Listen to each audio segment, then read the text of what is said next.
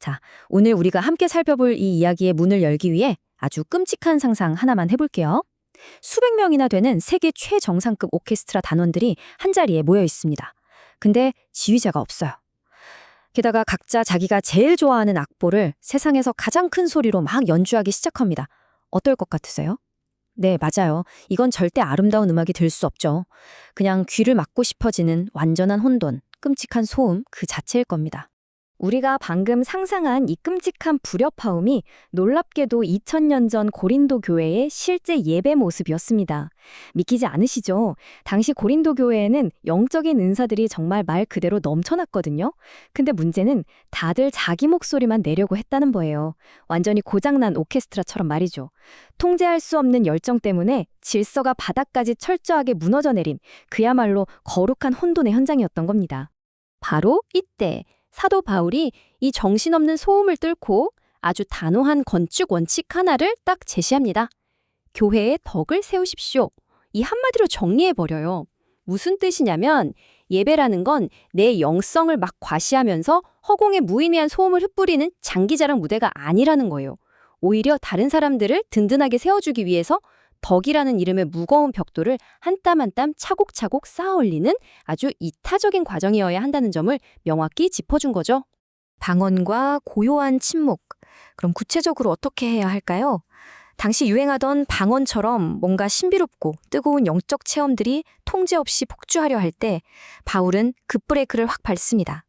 아무리 성령의 감동이 가슴을 벅차오르게 하고 신비롭다고 해도 여기저기서 동시다발적으로 막 터져나오는 외침들에는 무조건 반드시 질서라는 제어 장치가 있어야 한다고 못을 박은 겁니다.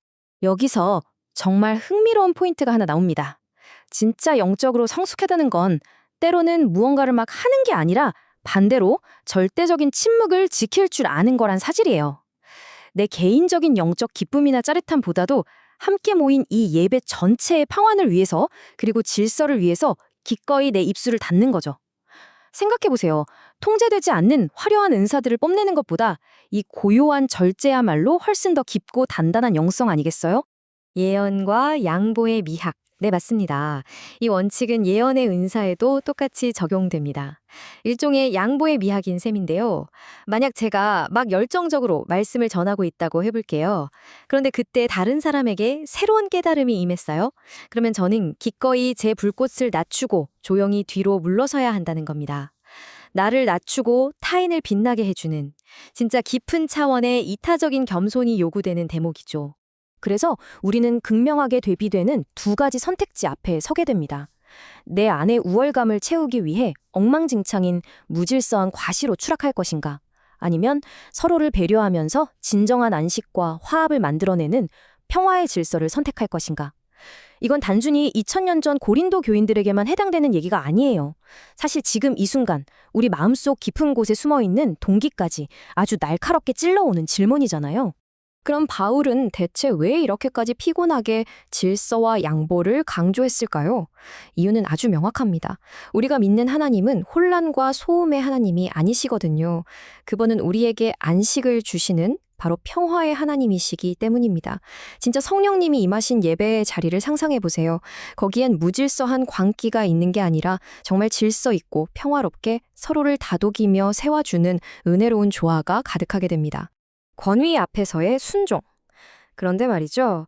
이런 거룩한 질서를 우리 삶과 예배에 진짜로 적용하려면요. 반드시 거쳐야 할 과정이 하나 있습니다. 바로 순종이라는 내면의 깨어짐입니다. 내가 제일 영적이야, 내가 제일 특별해 라고 생각하는 그 헛된 교만이라는 렌즈를 산산조각 내버려야 하거든요. 흔들리지 않는 창조의 질서, 그리고 영적인 권위 앞에서 기꺼이 엎드려 내 한계를 인정하는 것, 모든 건 바로 거기서부터 시작됩니다. 그래서 바울은 영적 우월감에 잔뜩 취해 있던 사람들에게 아주 서늘하고 날카로운 경고를 툭 던집니다. 하나님의 말씀이 당신들에게서만 나왔습니까? 와, 정말 엄중한 꾸짖음이죠. 이건 그냥 제발 부탁 좀 할게 정도의 가벼운 권면이 아니에요. 절대적인 순종을 요구하시는 하나님의 그 어미하신 명령 앞에서 당장 교만을 내려놓고 겸손하게 복종하라는 아주 강력한 일침인 거죠. 거룩한 심포니의 완성. 자, 이제 이 모든 겸손과 질서의 지침들이 하나둘씩 모여서 어떤 경이로운 결과를 만들어냈는지 볼까요? 놀랍게도 개개인의 은사가 억압되거나 하나로 획일화되는 게 아닙니다. 오히려 성령님이라는 완벽한 지휘자 아래에서 마치 정교한 톱니바퀴처럼 서로 딱 맞물려서 부드럽게 돌아가기 시작하는 거예요. 뿔뿔이 흩어져서 소음만 내던 개인기들이 하나로 모여서 그야말로 눈부신 시너지를 내는 거룩한 연합이 탄생하는 겁니다. 철저하게 나를 비우고 질서를 지키는 과정을 통해서 드디어 이 세상에서 가장 웅장하고 아름다운 심포니가 완성되었습니다. 각자 달라서 삐걱대고 충돌하던 악기들이 질서라는 거룩한 악보 위에서 하나가 될 때, 우리는 비로소 진짜 예배가 주는 가슴 벅찬 감격이 뭔지, 공동체가 얼마나 아름다운지를 뼛속 깊이 깨닫게 되는 거거든요. 자, 그런데 여기서 잠깐 멈춰볼게요. 우리가 방금 완성한 이 심포니의 경이로움에 막 흠뻑 빠져 있는 바로 이 순간에요. 바울은 아주 충격적인 질문 하나를 던져서 우리가 쌓아올린 모든 토대를 확 뒤흔들어 버립니다. 아무리 아름답고 완벽하게 질서 잡힌 예배를 드린다고 해도 말이죠.